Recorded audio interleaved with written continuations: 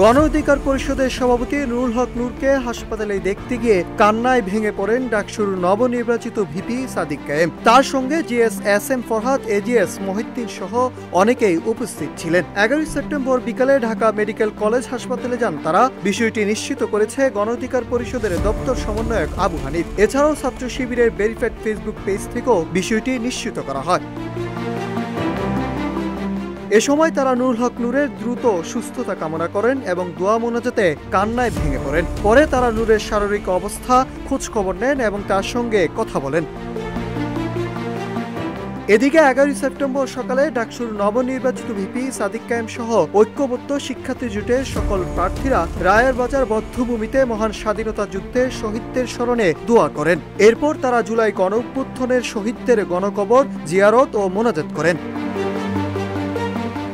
এছাড়াও ঢাকা বিশ্ববিদ্যালয়ের প্রতিষ্ঠাতা, অন্যতম স্বপ্নদ্রষ্টা ও ভূখণ্ডের রাজনৈতিক, সাংস্কৃতিক ও অর্থনৈতিক আজাদী আন্দোলনের প্রাণপুরুষ নবাব সলিমুল্লাহর কবর জিয়ারত ও দোয়া করেছেন ঐক্যবদ্ধ শিক্ষার্থী জোটের নেতারা। Nahid Hasan, news desk, Ittefaq.